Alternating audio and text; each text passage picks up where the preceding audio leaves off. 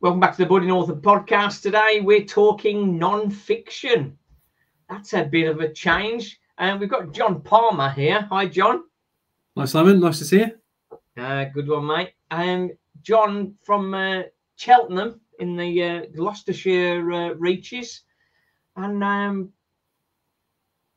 Cheltenham Town, your love and your business, really, isn't it? On the journalist side of things. Absolutely right, yeah. I presume you supported Cheltenham from a very young age. Would that be true or not? I did, yeah. So my dad started taking me, I can't remember. It's a bit annoying because I can't remember my first game because I was that young. But he started taking me when I was very young. I've got 4 sisters. And, obviously times have changed and football's open to anyone. But in those days, it was very unlikely you take your daughter to a football game. Oh, absolutely. Yeah. So I think he only had one son, which was me. So I think he used the opportunity to take me to football as soon as he could. Obviously, thankfully, times have changed and you get a lot more females in the crowds now. But in those days, it wasn't like that, was it? So no, yeah. Not at all. So he started taking me and just grew up watching them, and always been a fan. Never been much of a Premier League fan. Well, the thing is, the Premier League's all about the glitz and glamour, isn't it, rather than the football? It's about the event, and obviously in the EFL, we'd like things to be a little bit different, but and get a little bit of glitz and glamour occasionally. But I mean, it is sort of like the grassroots kind of stuff, isn't it? Yeah. So career-wise, you went into journalism. Did you do anything else before that, or was that your sort of first love? Yeah, I did do something before. So I did my A-levels, including English A-level. Always liked writing, so I did like creative writing in those days, and like the English language side of things as well. And I actually started a degree in English literature and sports and exercise science with the possible plan of going on to become a PE teacher, who could also teach English. That was one of my initial plans after leaving school. But I always had this love for writing about football. I used to spend a lot of my days at school writing about Cheltenham, who were in the Southern League Premier Division at the time. Yeah. Football League then seemed like a distant dream. I used to read the guy that covered Cheltenham. His name was Derek Goddard. He reported on them for 43 years until I succeeded him in the early 2000s. So I grew up reading his stuff, thought he was a brilliant writer. And I then decided I got through 2 years of the English and sports science degree, but that was at the University of Gloucestershire in Cheltenham. But then I decided I wanted to go away to uni and follow my passion of being a journalist and do a journalism degree. So I got advised that it probably would give me a better chance of breaking into the industry if I did get a degree in journalism. But there weren't that many of them around at the time, journalism degrees. But I went down to Southampton, Solent, and did 3 years down there, journalism degree. Continued to build up my work experience. So I did things like writing for the matchday programme at Cheltenham when I was still at school. I wrote the first ever report on the Cheltenham Town website when they started that in the late 90s. Wrote for a fanzine. And then I started doing work experience in my local paper during my time at uni, and then really enjoyed my degree, and then which sort of confirmed that I made the right decision. And then as soon as I finished uni, I got offered a job as a trainee sports reporter at the Gloucester Citizen, where I'd done a lot of work experience, and then I've been doing it for about 20 years now. But for the last 6 years, I've also done some lecturing in sports journalism at the University of Gloucestershire. So I've quite enjoyed the balance of teaching some of the youngsters and then still doing a bit myself. Yeah, you've certainly done your apprenticeship then, gone through the lines, as it were. And Cheltenham, as you say, down in the Southern League, as they've moved up, you've sort of moved up with them, haven't you? And do you enjoy the lecturing side of things? Yeah, I really do. I did a few sort of covering lectures for a colleague who was on paternity leave, and really enjoyed preparing it, trying to pass on some of the knowledge that I felt like I had. And it's a very quick moving industry, as you all know from all the outlets are now that are covering Walsall, including yourself. And but you still got the traditional online and newspaper coverage. And I really enjoyed that guest lecturing. So when a job came up at the university for a full-time lecturing role, I thought I'd give it a go. And what really appealed to me about the job was the fact the university encouraged their lecturers to carry on as practitioners in the industry. So that's it. You can keep your eye in, continue to work, report. I'm out reporting on games obviously every weekend, most midweeks, and you can keep up to date with the latest changes in the industry. So when you're chatting to the students, you're not chatting about something that you did 10 years ago. You're chatting about something you might have done last night or at the weekend, which I think has massively helped me with the lecturing side of things. I'm still in the game. It's a massive benefit on teaching to have that live experience and to still be involved in that. Slightly off subject, but there's a strange situation. I went to an antenatal class with my wife some years ago, and the lady taking the class was explaining natural childbirth. And then when questioned, she admitted that she'd never actually gone through natural childbirth. She'd had C-sections each time. So it's having the knowledge and the experience makes you a much better lecturer, I'm sure. Yeah, and it's a good analogy. Yeah.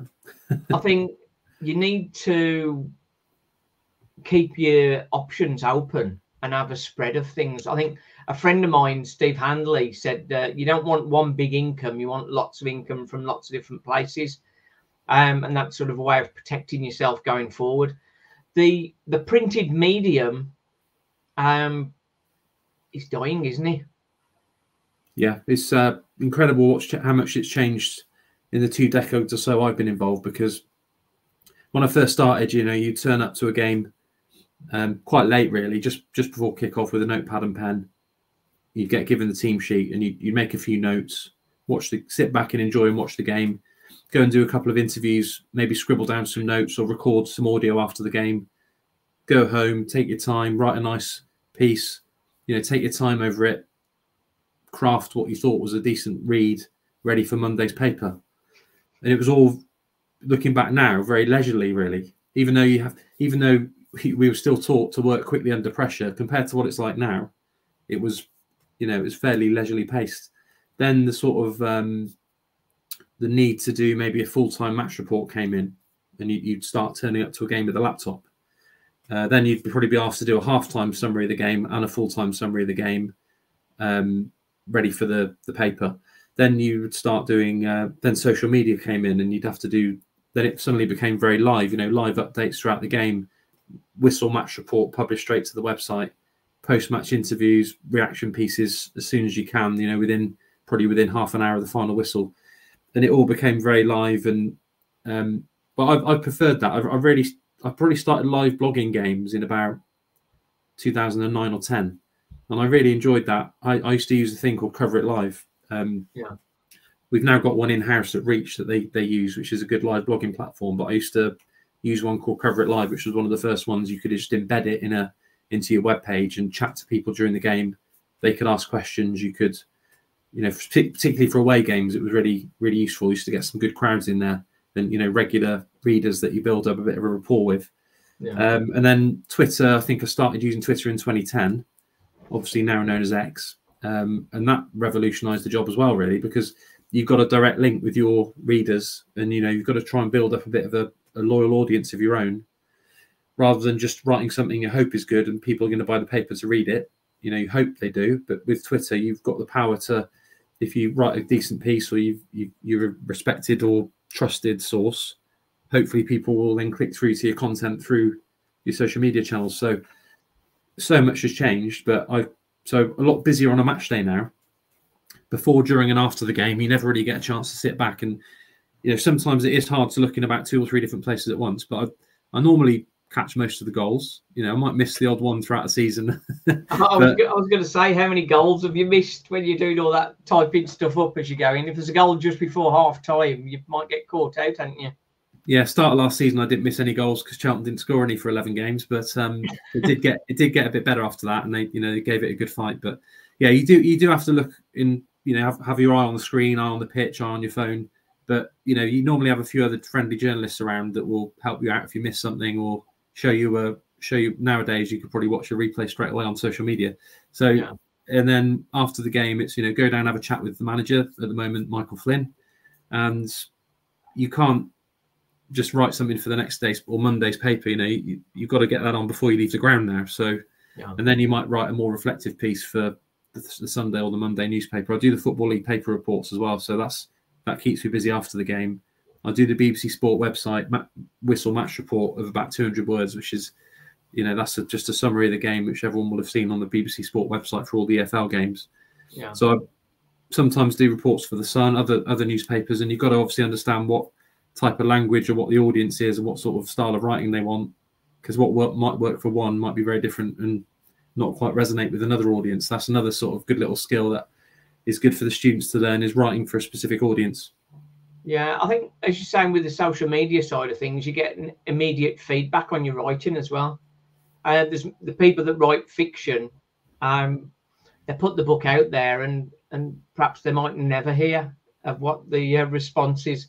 And we talked briefly before we came on air. Fiction is not something you're looking to go for, is it? Not really. I did, like I said earlier, I did enjoy a bit of creative writing in my school days. I enjoyed reading and writing, but now I much prefer historical and factual writing and journalistic style of writing. So I like to research stuff, get my teeth stuck into it, but I wouldn't say I wouldn't back myself to write a good novel, that's for sure. Where was I going with this? You got to write in some books, didn't you, for Cheltenham? Yes. So it's quite interesting. I was in my final year of university in Southampton, actually, and so I was quite young at the time. But I got an idea I've been doing content for the Matchday programme for several seasons, and I started doing a series called it was called Great Players from the Past, something like that. So Great Player from the Past, #1, and write about maybe a 1,000-word piece detailing their time at the club. And sometimes I would interview the player if I could get hold of them. Some of the players were from long, long ago and weren't around anymore. Some of them I didn't have any way of getting in touch with them, but I'd try and get a bit of an interview with them as well. And then I'd put that into about a 1,000-word piece. It would go in the Matchday programme, and then they started using them on the official website as well. So this was when I was still at uni. And then a friend of mine who worked for a publisher said, that could work quite well as a book. If you do 50 of those 1,000-word articles, call it Cheltenham Town 50 Greats. Yeah. Other clubs have done similar. So that's like repurposing the content? Yes. So I hadn't done 50 at that point, but I had done a good number. So I went through and updated all the ones that I had done, and then created some specifically for the book. But I was sort of well on the way to having some of the words, probably about 50,000-word book, really. And a lot of nice images. I was able to, the Gloucestershire Echo, thankfully, I was very grateful. They said I could use their images from their archive in the book without charge. Yeah. I gave the profits for that book to the Supporters Trust. I wasn't looking to make any money out of it. Just wanted to have a go at it, see how it sold, give a bit of money to the Supporters Trust. They could spend how they want. It's never going to be mega bucks, but I did give the royalties to them, and it sold quite well. So that was 2006, and the publishers then asked me if I'd like to do a sort of sequel, same sort of thing, same sort of format, but with matches rather than players. So it's very simple: 1,000-word article times 50 on all of Cheltenham's most significant matches up to that point, and that came out in 2009. And it was very much the same look of the first book, again using a lot of Echo archive images. And I just went back, spoke to a couple of people who were been watching the club longer than I had, and did my own research, and then games that I'd seen. So any type of promotion game, playoff final, staying up on the last game of the season, all that sort of stuff, and exciting games, big high profile games, and came up with my list of 50. I mean, the previous one with 50 players, that was tricky because there was a lot of good players left out. And if I was going to do another one now, there'd be a lot more to add in. So it's always slightly down to opinion, but I tried to do it as fairly and objectively as I could. Who deserves to be in that list, but some very good players missed out. So the 50 classic matches came out in 2009. Again, it's never going to sell hundreds of thousands of copies because I've got very much a niche audience. Yeah. We sold it in the club shop. We sold it in Waterstones and WH Smith in Cheltenham. You could obviously order it on Amazon. And again, it was quite reasonably, relatively for the size of the club, successful. So I think it's classic. And I'm not trying to do a sales pitch here, but it came out, you know, a nice Christmas present for a Cheltenham fan, for example. I think it came out in October time, 2009. I think quite a few people bought it for Christmas that year. And then 2013 was the next one. Again, the same publisher, which is a local publisher based in Gloucestershire called the History Press, formerly known as Tempus. They then, well, this one actually pitched the idea to them. You know, I said, I've enjoyed doing these first two books. How about an On This Day book? I've actually got one here. So I'll, so this is the 2013 On This Day. So, yeah, that's big chunky. This was the classic matches one here. I've got copies of all of them, but the On This Day one, it's obviously very different to write than the first two. It's just small chunks of information, but it took a lot of researching to find everything for every day of the year. So, you know, you can open it up at today's date, you know, August the 12th, and you can see that Cheltenham beat Southend after extra time in the League Cup game.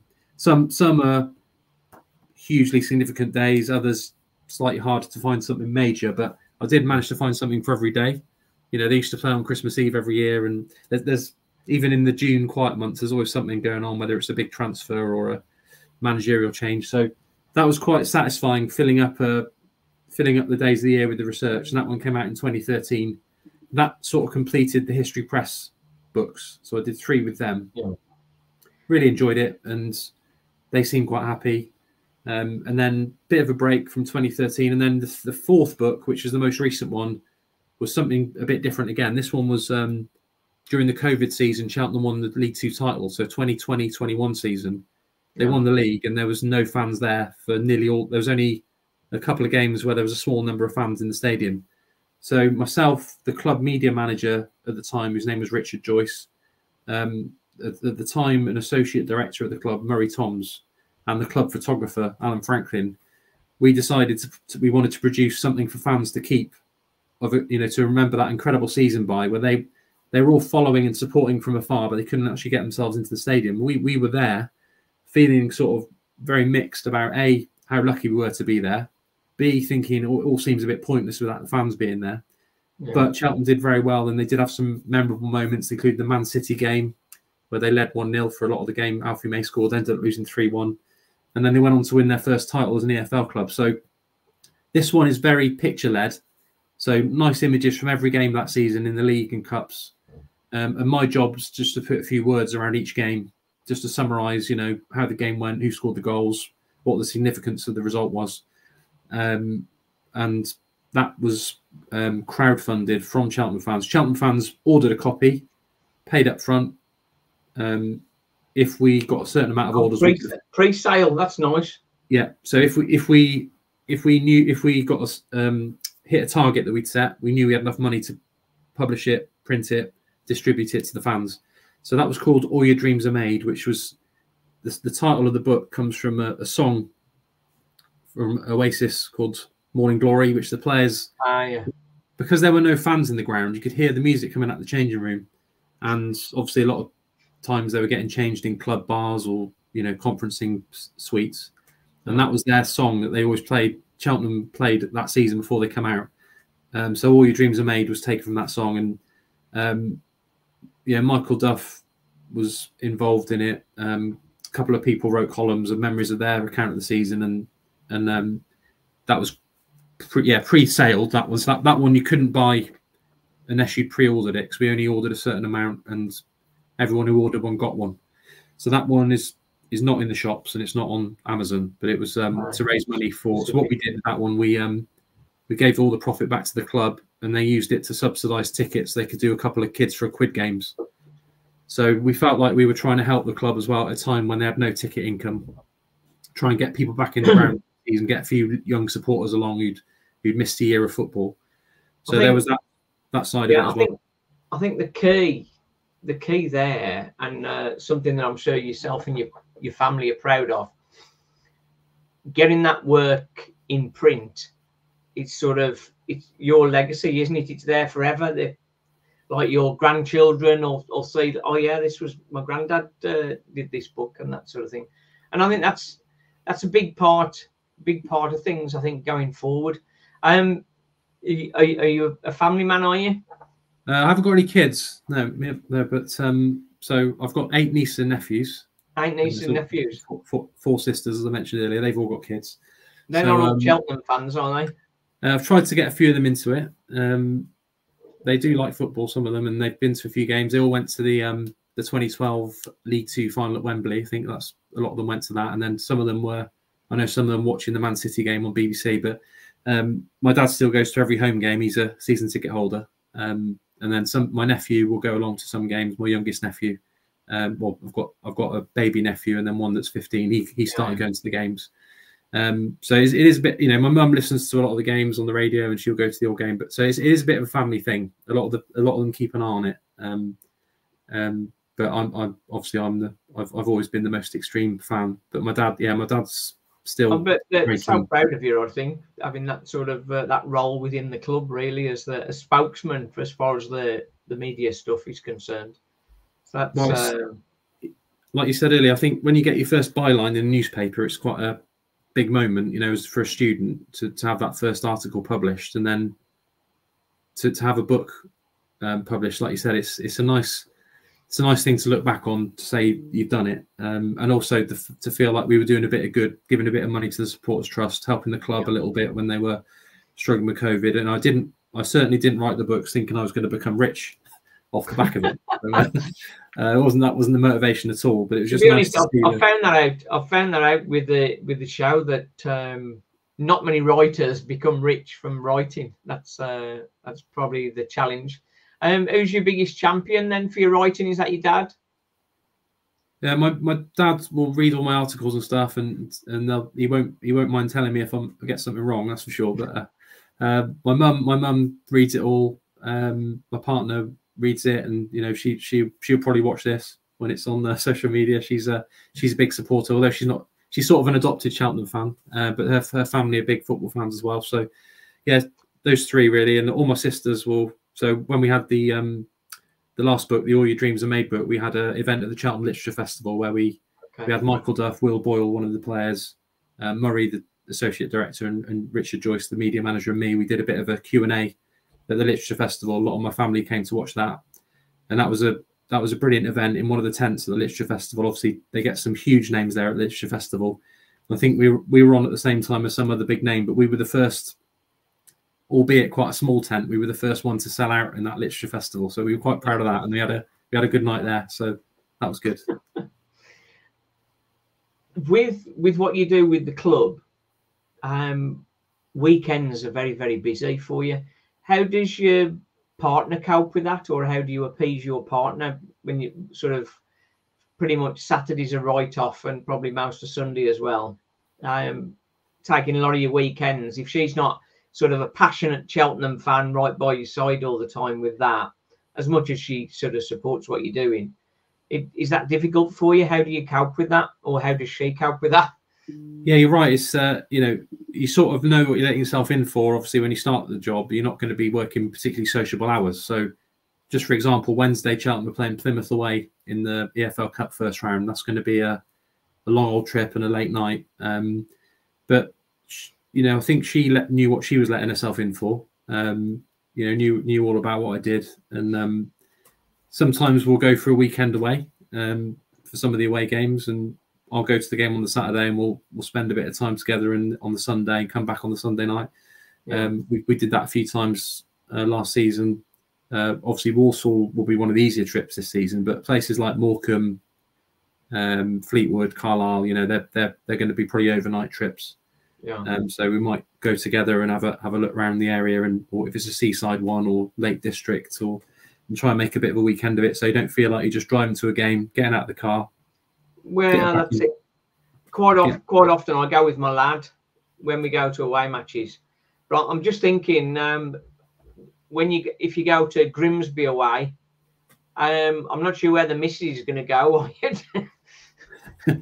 Funnily enough, we are actually going away for the weekend. So to Grimsby. Okay. Yes, so I'll be back from Plymouth late Wednesday night, and then we're going up to Grimsby for a couple of nights. Is that the next game? Is it? Oh, okay, yeah. Yeah, it was a good one to bring up, because Cheltenham are playing Grimsby away on Saturday, so first away game in the league this season. So we're going to go up and stay just outside. We've stayed in Cleethorpes before, been up overnight a couple of times. You know, there's always certain fixtures you look out for, and you think, right, that'll be and we've done it with Lincoln, which we quite like as a place.